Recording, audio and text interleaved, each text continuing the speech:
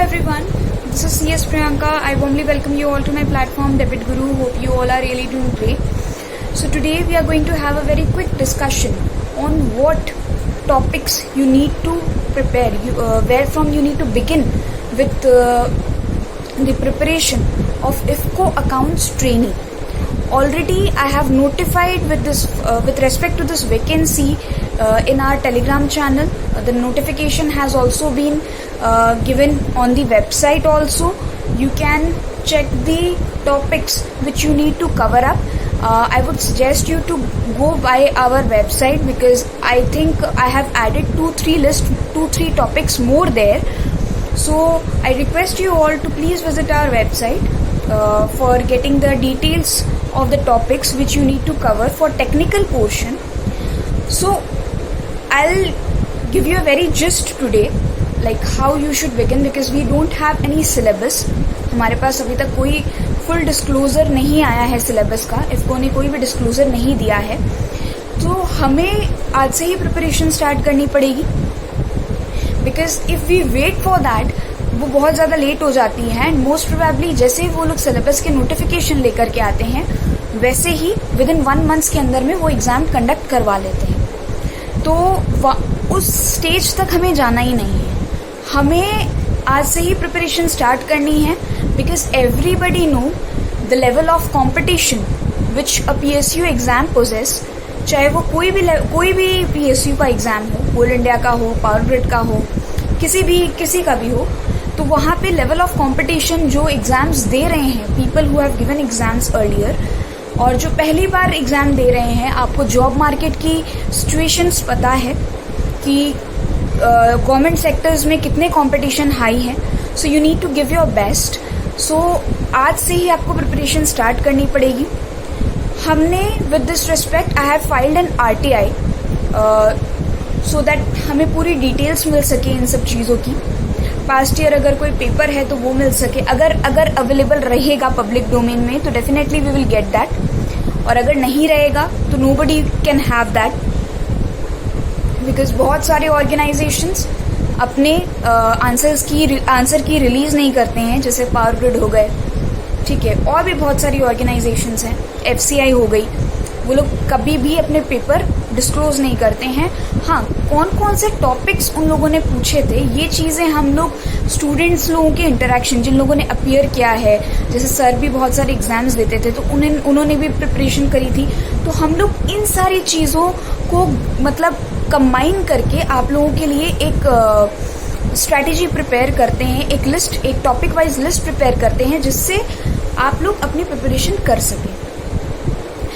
तो I have already posted the list of topics which you need to cover as per our team member. Website पे हमने डाल रखी है. Website वाली जो है वो अपडेटेड है, उसमें मैंने 1-2 और टॉपिक्स डाले हैं, और टेलीग्राम पे भी मैंने अपनी लिस्ट दे रखी है. उसमें कुछ 1-2 टॉपिक मिसिंग हैं, लेकिन जो वेबसाइट वाली है वो अपडेटेड है. तो आप सभी ने नोटिफिकेशन को रीड किया है. 30 इयर्स की एलिजिबिलिटी है, और लास्ट डे है शायद 15th of April is the last day. आपको फाइल करना पड़ेगा अपनी एप्लीकेशन. आपकी कंप्यूटर बेस्ड टेस्ट होगी. जहाँ तक मुझे लगता है 150 मार्क्स के टेस्ट होंगे. जहाँ तक हमारी पूरी टीम को लगता है 150 मार्क्स के आपके टेस्ट होंगे, जिसमें से 70% जो हैं आपके टेक्निकल से आएंगे, और 30% जो हैं दैट इज़ अप्रॉक्स आप समझ लो कितने 100 मार्क्स आप सब समझ लो एक तरह से आपके टेक्निकल से आएंगे, जिसमें अकाउंट्स, लॉ वगैरह सारे कवर अप होते हैं. और जो नॉन टेक्निकल हैं वो अप्रॉक्स आप समझ लो 50 मार्क्स के आएंगे. 70-30 का रेशियो रहेगा. और जो टॉपिक्स आपने पढ़ने हैं वो मैंने ऑलरेडी दे रखे हैं. अकाउंट से सबसे ज़्यादा क्वेश्चंस पूछे जाते हैं, अकाउंट्स और कॉस्ट से. अकाउंट्स के अंदर में आपको जो CA इंटर लेवल तक, क्योंकि ये CA इंटरमीडिएट वालों के लिए पोस्ट आई है, उनके लिए ये वैकेंसी आई है, तो आपके सिलेबस में वो हर एक चीज़ है वो वहाँ से पूछ सकते हैं जो आपके इंटर लेवल तक है. उससे अबव जाकर के आपसे कुछ भी नहीं पूछा जाएगा. आपसे मतलब लाइक डेरिवेटिव्स वगैरह से क्वेश्चंस कभी नहीं करे जाएंगे, क्योंकि वो फाइनल्स के अंदर में आते हैं. इंटर लेवल तक आपने जितनी भी प्रिपरेशन करी है वेल एंड गुड है, बट प्रिपरेशन करनी सफिशिएंट नहीं है, आपको प्रैक्टिस भी चाहिए होती है। इसीलिए अगर किसी को टेस्ट के लिए अपीयर करना है, हमने वेरियस वैरायटीज ऑफ टेस्ट दे रखे हैं। आप जो हमारी टेस्ट सीरीज है पावर ग्रिड एनटीपीसी वाली, वही अगर किसी को अगर लेना है कोर्स तो वो ले सकते हैं। आप अपने इंस्टीट्यूट के मटेरियल को, इंस्टीट्यूट ICAI के मटेरियल को रेफर कर सकते हैं फॉर प्रिपरेशन। आप ICMI के जो CMA वाले जो बुक्स आते हैं, जो मटेरियल्स आते हैं स्टडी मटेरियल इंस्टीट्यूट के, आप वो भी रेफर कर सकते हैं। और प्लस जो आपके जो इंटर में जो आपने कहीं से कोचिंग वगैरह ली थी, कोई टीचर्स फैकल्टीज से कोचिंग ली थी, आप उनके नोट्स रेफर कर सकते हैं। बट याद रखिएगा कि आपको डेप्थ में नहीं जाना है किसी में भी, आपको ऊपर ही ऊपर से क्वेश्चन करे जाएंगे। आपको अंदर से एकदम जैसे अपने जब हम लोग अपीयर करते थे, इफ आप जो भी हैं CA हैं या CS हैं या CMA हैं, आप कोई भी PSU एग्जाम दे रहे हो, तो आप ये चीज़ हमेशा ध्यान में रखना कि आपसे मतलब लाइक उस तरह की केस स्टडीज टाइप के क्वेश्चंस नहीं पूछे जाएंगे। ट्रिकी क्वेश्चंस रहेंगे ऑब्वियसली, बट बहुत ही straightforward questions, mostly straightforward ही क्वेश्चंस रहते हैं आपके। ट्रिकी क्वेश्चंस में सेक्शन नंबर बेस्ड रहते हैं। टैक्स लॉज अगर ले लेते हैं हम, कॉर्पोरेट लॉ ले लेते हैं, तो उसके अंदर में section number based, limit based, penalty based, ये सारे क्वेश्चन ज्यादातर आपको मिलते हैं। और सेक्शन में ये मतलब पूरा सेक्शन आपको कवर अप करके मतलब क्वेश्चन में दे देंगे, उसमें से बोलेंगे which one of the following is incorrect, which one of the following is correct. मतलब उन स्टेटमेंट से आपको बताना है कि कौन सा करेक्ट है और कौन सा इनकरेक्ट है। इस तरह के क्वेश्चंस आते हैं, डेज के ऊपर क्वेश्चंस आते हैं, फॉर्म नंबर्स के ऊपर क्वेश्चंस आते हैं। तो coming up to accounts portion, अगर हम अकाउंट्स पोर्शन की बात करें तो आपको अकाउंट्स के फंडामेंटल्स, मतलब अकाउंट्स के basic concepts, accounting principles, accounting concepts, उसके बाद आपके BRS, trial balance, ledger, journal और बिल्स ऑफ एक्सचेंज और रेशियो, इन सबसे भरपूर क्वेश्चंस, भरपूर मात्रा में आपको क्वेश्चंस करे जाएंगे। और आपके फाइनल अकाउंट्स मतलब फाइनेंशियल स्टेटमेंट्स जो होते हैं आपके, PL, बैलेंस शीट और कैश फ्लो स्टेटमेंट्स, कौन सा ऑपरेटिंग एक्सपेंसेस है, कौन सा नहीं, ये सारी चीज़ें आपसे पूछी जाएंगी। उसके बाद आपके नोटिफिकेशन में ये चीज़ मेंशन करी गई थी, आपको कॉर्पोरेट अकाउंट्स आनी ज़रूरी है। तो आपको क्या करना है, आपको कंपनी अकाउंट्स भी करना पड़ेगा। शेयर्स, डिबेंचर्स के जो अकाउंट्स हैं वो भी आपको करने पड़ेंगे। साथ ही साथ आपको उसकी कंपनी लॉ के जो प्रोविजंस हैं वो भी आपको पढ़ने पड़ेंगे। तो अकाउंट्स में आपको इतना ही आएगा। नाउ कमिंग टू लॉ, तो आपको क्या कवर अप करना है, कॉन्ट्रैक्ट एक्ट। कॉन्ट्रैक्ट एक्ट हर एक ऑर्गेनाइजेशन को एप्लीकेबल होता है, तो कॉन्ट्रैक्ट एक्ट आपको करना है। नेगोशिएबल इंस्ट्रूमेंट एक्ट आपको करना है। कंपनी लॉ में, कॉर्पोरेट लॉ के अंदर में आपको कुछ स्पेसिफिक चैप्टर्स करनी है, क्योंकि company law is very vast. आप उसको मतलब पूरा कवर अप अगर करके भी जाओगे तो भी आप भूल जाओगे। तो इट्स बेटर कि आप वही सिलेक्टिव चीज़ें पढ़ें जो चीज़ें आ चुकी हैं एग्जाम में। तो कंपनी लॉ में अगर मैं बोलना चाहूँ आपको अकाउंट्स, ऑडिट, इन सबसे ज़्यादा करके क्वेश्चंस आते हैं। शेड्यूल 3 आपको पढ़ना है। Schedule 3 is very important for you. और इंडेस जो अकाउंट्स के अंदर में मैं आती हूँ, तो इंडेस की जो applicability, name, numbers, inclusion, exclusion, इन सबसे ही क्वेश्चंस आते हैं। Apart from this you won't get any questions. Fine. Now company law में मैं क्या बोल रही थी, अकाउंट्स, ऑडिट, डिविडेंड, कुछ जो मैंने इंट्रोडक्टरी लेवल का मेरे यूट्यूब पे आपको वीडियो भी मिल जाएंगे उसके, मैंने उसको 2 क्लास में ख़त्म किया है इंट्रोडक्टरी लेवल को। जो प्रिलिमिनरी सेक्शन है, इनकॉर्पोरेशन सेक्शन है, वो आपके लिए इम्पोर्टेंट है। फिर शेयर कैपिटल एंड डिबेंचर्स आपके लिए इम्पोर्टेंट है। प्रोस्पेक्टस वगैरह, ये सारी चीज़ें जो मतलब स्टार्टिंग के जो चैप्टर्स है वो इम्पोर्टेंट है। Coming to the board meetings वाला जो पोर्शन है, उससे आपको डेज वगैरह से क्वेश्चन कर लिए जाएंगे, कितने दिन मैक्सिमम कितना मतलब गैप रह सकता है एक बोर्ड मीटिंग में, दैट इज 120 डे, उस टाइप के आपको क्वेश्चंस मिलेंगे, या फिर सेक्शन नंबर बेस्ड क्वेश्चन मिल जाएंगे। बाकी डिटेल जो आपको पढ़ना है वो मैंने ऑलरेडी आपको वेबसाइट पे दे रखा है। कोऑपरेटिव सोसाइटी एक्ट आपको पढ़नी ज़रूरी है क्योंकि ये एप्लीकेबल है इफ़को। उसके बाद लॉ में आप बोनस, PF, ग्रेचुइटी, ये भी पढ़ लेना, कई बार इससे भी क्वेश्चंस आते हैं। तो अभी जो कोड्स आ गए हैं, क्योंकि बहुत सारी स्टेट्स पे वो एप्लीकेबल नहीं हुए हैं, बहुत सारी स्टेट्स ने उसको अडॉप्ट नहीं किया है, तो अभी बोनस पीएफ ग्रेचुइटी से ही आपको क्वेश्चंस मिल रहे हैं। ठीक है, now coming to the cost portion. Cost में आपको स्टैंडर्ड कॉस्टिंग करनी है, मटेरियल, लेबर, ओवरहेड कॉस्टिंग करनी है। ठीक है, उसके बाद में आपको marginal costing, break even analysis वगैरह, ब्रेक इवन पॉइंट के जो सोल्यूशंस मतलब न्यूमेरिकल्स आते हैं, थ्योरीज आती है, वो सारी चीज़ें करनी है। और पूरी डिटेल मैंने आपको दे रखी है अपने वेबसाइट पे, आप जाकर के देख सकते हो। उसके बाद coming to financial management. Financial management में आपको ट्रेजरी मैनेजमेंट बोल करके भी करना पड़ेगा। उसके बाद में आपको cost of capital, dividend decision वाले सेक्शन करने हैं, वर्किंग कैपिटल करना है, ये सारी चीज़ें आपको करनी पड़ेगी, क्योंकि ये सारी चीज़ जो चीज़ें एप्लीकेबल होती है सारी कंपनीज को, वो हमने अपने लिस्ट में ड्रॉट डाउन कर रखा है। टैक्स में, टैक्स से कई बार जब तक आपकी किस्मत ना खराब हो, टैक्स से क्वेश्चंस बहुत रेयर आते हैं, बट स्टिल आपको छोड़ना नहीं है। आपको डिडक्शन से बहुत सारे क्वेश्चंस मिलेंगे इनकम टैक्स के अंडर में, आपको एडवांस टैक्स से क्वेश्चंस मिलेंगे, आपको टीडीएस से क्वेश्चन मिलेंगे, आपको वो करने हैं। और जो बीपी वगैरह से इतने क्वेश्चंस नहीं आते हैं, बट हाँ मतलब कभी कभी आ जाते हैं, बट इतने डेप्थ में जाकर के, मैंने बोला ना आपको ऊपर ही ऊपर तरह से पढ़ना है सारी चीजें। सेक्शन नंबर से क्वेश्चन आ जाते हैं कि कौन से सेक्शन में क्या क्या चीजें लिखी हुई है, या ये सेक्शन किस बारे में बात करता है, तो ये सारे टाइप के क्वेश्चंस आ जाते हैं। नाउ कमिंग टू द आपका जीएसटी लो, तो जीएसटी के अंदर में सबसे ज्यादा रेट ऑफ टैक्स कितना है, ठीक है, ये जीएसटी कब आया था और कितने एक्ट्स होते हैं, कितने सारे एसजीएसटी एक्ट होते हैं, maximum higher rate of tax कौन सा है, इस टाइप के आपको क्वेश्चंस बेसिक जो होते हैं वो मिलेंगे। Place of supply, time of supply से बेसिक जो आपको क्या बोलते हैं ना, राम ने शाम को गुड्स बेचा, यहाँ पे सर्विस दी, तो इसका प्लेस ऑफ सप्लाई कौन सा हो गया, इस टाइप के आपको क्वेश्चन मिल सकते हैं। मतलब बेसिक जो आपके कंसेप्ट अगर स्ट्रॉन्ग है तो वो आप कर पाओगे वहां पर जाके जीएसटी। उसके बाद फॉर्म्स से बहुत क्वेश्चंस आते हैं, चाहे income tax forms and returns या जीएसटी, आप दोनों ही ले लो, तो फॉर्म से बहुत सारे क्वेश्चंस आते हैं। ये सारी बातें आपको क्लियर हो गई हैं। तो ये हो गया आपका टेक्निकल पोर्शन। ऑडिट से बेसिक कंसेप्ट आपसे पूछ लेंगे। कॉस्ट ऑडिटिंग स्टैंडर्ड से भी कई बार क्वेश्चन पूछे जा सकते हैं।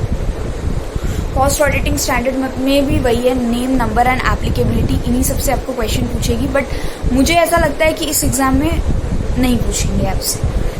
तो ये सारी चीज़ें हैं कुछ इम्पोर्टेंट जो हमने पूरी टीम ने एन्यूमरेट कर दिया उस लिस्ट में।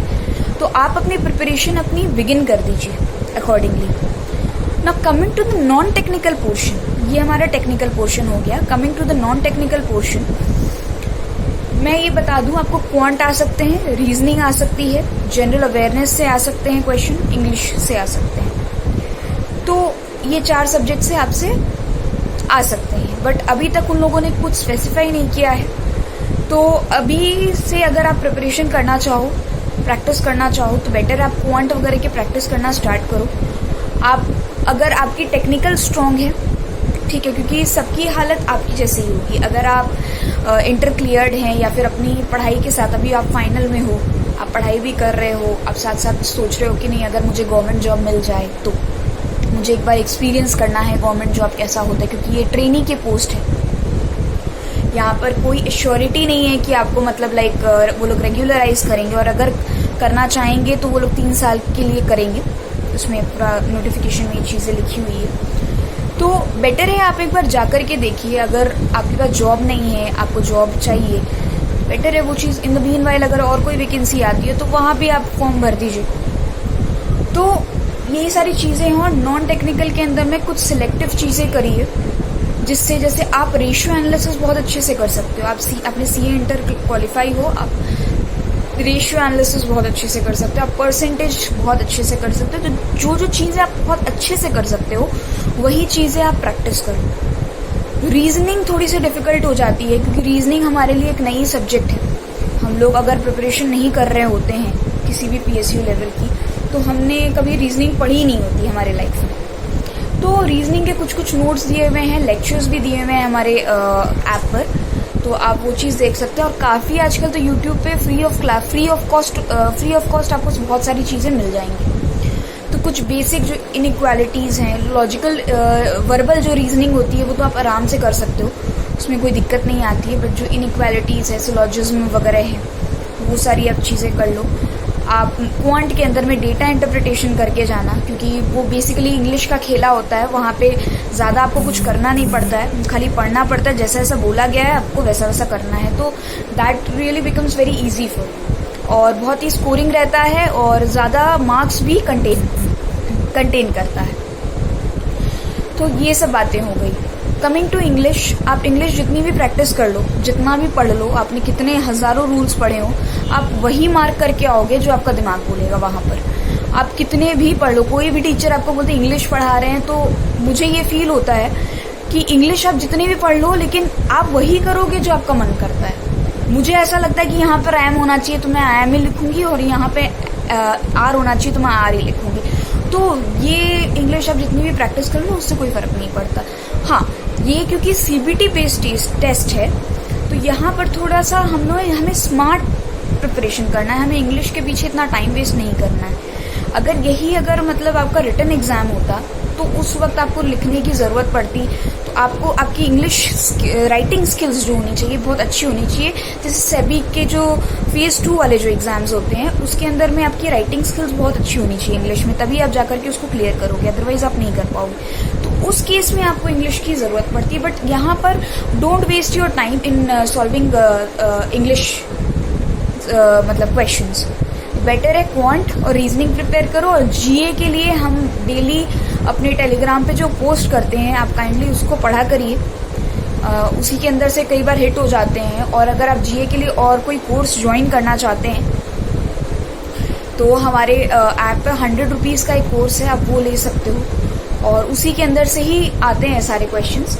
और GA इतना वास्ट है ना, अगर वो 10 मार्क्स का पूछेगा भी तो आप जितना भी पढ़ के चले जाओ, आपको 3 या 4 मार्क्स से ज़्यादा के आएंगे ही, आप कर ही नहीं पाओगे। अनलेस एंड अनटिल आप रेगुलर अपडेटेड हो, आप रेगुलर न्यूज़ देखते हो, तभी आप कर पाओगे, अदरवाइज आप नहीं कर पाओगे, आप जितनी भी पढ़ाई कर लो। क्योंकि क्या होता है ना, GA में एक सेंस ऑफ मतलब आपका सेंस चाहिए, वहाँ पर आप हर चीज़ मगअप नहीं कर सकते, आप हर चीज़ याद नहीं कर सकते हो। तो आपने कभी देखी हो, आपने कभी सुना हो तो आप लिख दोगे, अगर आपने नहीं देखा हो, नहीं सुना हो तो आप नहीं। और अभी एग्जाम्स वाले कैसा कर रहे हैं, अभी कहीं मतलब एकदम UPSC लेवल टाइप के GA दे रहे हैं। जैसे कि बहुत सारे एग्जाम्स में बच्चों ने बताया था कि हमने कितने GA पढ़े। पहले क्या होता था, लास्ट 6 मंथ के आप करंट अफेयर्स पढ़ के जाते थे, उन्हीं के अंदर से जो लेटेस्ट जो करंट मंथ होते थे उसी से बैंकिंग एग्जाम हो चाहे कोई भी, मैंने बैंकिंग के बहुत सारे एग्जाम्स दिए हैं, तो लास्ट के जो मंथ्स होते थे ना उन्हीं में से हिट करते थे सारे क्वेश्चंस। लेकिन अब ऐसा कुछ नहीं होता है। फिर भी आप अगर GA पढ़ना चाहो तो बहुत सारे GK टुडे बोल के एक ऐप है, बहुत ही ओल्ड ऐप है, मैं भी उसको फॉलो करती हूँ। तो आप वहाँ से भी आप अपने जनरल अवेयरनेस की प्रिपरेशन कर सकते हो। बट मैक्सिमम आपको 10 मार्क्स के मिलेंगे, उससे ज़्यादा के मिलेंगे नहीं। बट ये सारी चीज़ें हमने एनालाइज करी है, हमें ऐसा लगता है कि ऐसा ही आना चाहिए। हम वेट करते हैं उनके रिप्लाई का, हम वेट करते हैं उनके ऑफिशियल नोटिफिकेशन का। इन द मीनवाइल हम स्टार्ट कर देते हैं अपनी प्रिपरेशन। तो आप लोग अपनी प्रिपरेशन स्टार्ट कर दीजिए, वेट मत करिए किसी भी चीज़ की, क्योंकि मतलब बहुत देर हो जाती है जब तक वो लोग नोटिफिकेशन लेकर के आते हैं। और दूसरी चीज़, जो लोग अभी CA इंटरमीडिएट जिन लोगों ने क्लियर किया है, उनसे मैं यही बोलूँगी कि आप लोग एक बार एक्सपीरियंस करके आइए कि कैसा होता है PSU का एग्ज़ाम। इट्स नॉट नेसेसरी कि आप उसको क्रैक ही करो, बट हाँ एक बार एक्सपीरियंस करनी चाहिए आपको, सो दैट आपको, अभी आप लोग हार्डली 22-23 ईयर्स के हो गए, आप अगर PSU अगर गवर्नमेंट सेक्टर में आना चाहते हो। क्योंकि देखो क्या होता है, प्राइवेट में भले ही मनी ज़्यादा है, मैं प्राइवेट में हूँ, मैं ये बात करती हूँ, मनी ज़्यादा है, ग्रोथ आपकी ज़्यादा है, मैंने उस चीज़ को चूज़ किया, that is my personal choice. But अगर आप थोड़ा सा अपने लाइफ को एकदम सेटिस्फाई रह के रखना चाहते हो, आप रिस्क नहीं लेना चाहते हो लाइफ में, तो उस केस में इट्स बेटर कि आप गवर्नमेंट जॉब करें। तो ये डिसीजन आपका होना चाहिए। अब मैं ये नहीं, मतलब उस तर्क में कभी नहीं जाऊंगी कि गवर्नमेंट जॉब बेटर होती है कि प्राइवेट जॉब बेटर होती है। सब अपनी अपनी जगह बेटर हैं। आप कुछ भी करें, वही सफिशिएंट होना चाहिए। आपको सेटिस्फैक्शन मिलनी चाहिए। लाइक मुझे गवर्नमेंट जॉब में सेटिस्फैक्शन नहीं मिल पाएगी, इसीलिए मैंने कोशिश भी नहीं की। मैंने बैंक्स के एग्जाम दिए, मैंने सोचा मैं एंटर करूं, बट इन्वायरमेंट मुझे सही नहीं लगा वहाँ का। क्लियर भी किया मैंने बहुत सारे एग्जाम, बट मैंने ज्वाइन ही नहीं किया because I was not interested. मैंने अपनी ग्रोथ को और अपने मेरे को थोड़ा सा और मेरे और ड्रीम्स हैं, तो मैंने उस चीज़ को चुना। वो मेरी पर्सनल चॉइस है, आपकी पर्सनल चॉइस होनी चाहिए। तो जो लोग गवर्नमेंट जॉब के लिए प्रिपरेशन करना चाहते हैं तो इट्स बेटर कि आप एक बार इस चीज़ को एक्सपीरियंस करके आइए। जिन लोगों ने अभी इंटर क्वालिफाई किया है और आपकी पढ़ा हुआ सब कुछ है, आपको कहीं भी अगर कोई बोलता है कोर्स आप ज्वाइन कर लो, ये कर लो, वो कर लो, कोर्स ज्वाइन करने की कोई ज़रूरत नहीं है। बेटर है आप टेस्ट दीजिए जितनी हो सके, क्योंकि प्रैक्टिस बहुत ज़रूरी है। नोट्स आप अपने टीचर्स के नोट्स रेफर कर सकते हो, ठीक है, आप अपने टीचर्स के नोट रेफर कर सकते हो। अगर आपको टेस्ट प्रैक्टिस करनी है तो आजकल बहुत सारे प्लेटफॉर्म, अगर आप डेबिट गुरु ज्वाइन करना चाहते हो तो वेल एंड गुड, आप मोस्ट वेलकम हो। और अगर आप दूसरे प्लेटफॉर्म ज्वाइन करना चाहते हो तो आप वहाँ भी कर सकते हो। लेकिन मैं यही सजेस्ट करूँगी, प्लीज़ अपीयर फॉर टेस्ट। क्योंकि क्या होता है, अगर आपकी प्रैक्टिस नहीं रहेगी सर, आपकी प्रैक्टिस नहीं रहेगी मैडम, तो उस केस में क्या होगा, आप वहाँ जाकर के ब्लैंक हो जाओगे। तो practice is really very important if you are appearing for PSUs। आपको आता भले ही सब कुछ है, लेकिन प्रैक्टिस नहीं रहेगी तो आप कुछ नहीं कर पाओगे।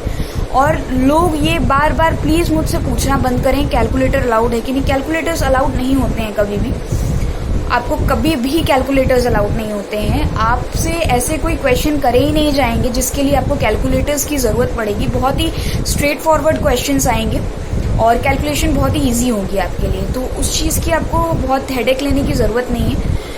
तो आप लोग अपना प्रिपरेशन स्टार्ट करिए और टेस्ट वगैरह के लिए ज़रूर अपीयर करिएगा, मैं यही सजेस्ट करूँगी। इन केस अगर आपको if you are facing any doubts कि हमें नहीं समझ में आ रहा how should be approach, you are free to text me anytime on my telegram ID. I'll be posting the same in my description box. So आप please मुझे कभी भी पिंग कर सकते हो। मैं आपको जितना हो सके, जितनी जल्दी हो सके, मैं आपको रिप्लाई देने की कोशिश करूँगी। थोड़ा सा बिजी रह जाती हूँ, कई बार नहीं दे पाती हूँ, तो वो चीज़ें माइंड मत किया करिए। मैं ज़रूर रिप्लाई देती हूँ। अगर मेरे कोई फॉलोअर्स हैं, हमारे डेबिट गुरु के कोई फॉलोअर्स हैं, कोई भी फैकल्टी, ऐसा नहीं है कि हो सकता है बिजी हो उस टाइम पे, बट रिप्लाई आपको तुरंत मिलेगा। मतलब जिस चीज़ के लिए आपने क्वेरी किया है वो रिप्लाई ज़रूर मिलेगी। So guys, all the best. I guess ये वीडियो आपके लिए फ्रूटफुल रहे और अगर आपको अच्छा लगे तो आप उसको लाइक करिए, शेयर करिए। और अगर हमारे चैनल को सब्सक्राइब करना चाहते हैं, आप चैनल को सब्सक्राइब करिए, हमारे YouTube चैनल को भी सब्सक्राइब कर दीजिए। So thank you so much. All the best guys. Bye bye. Take care. See you.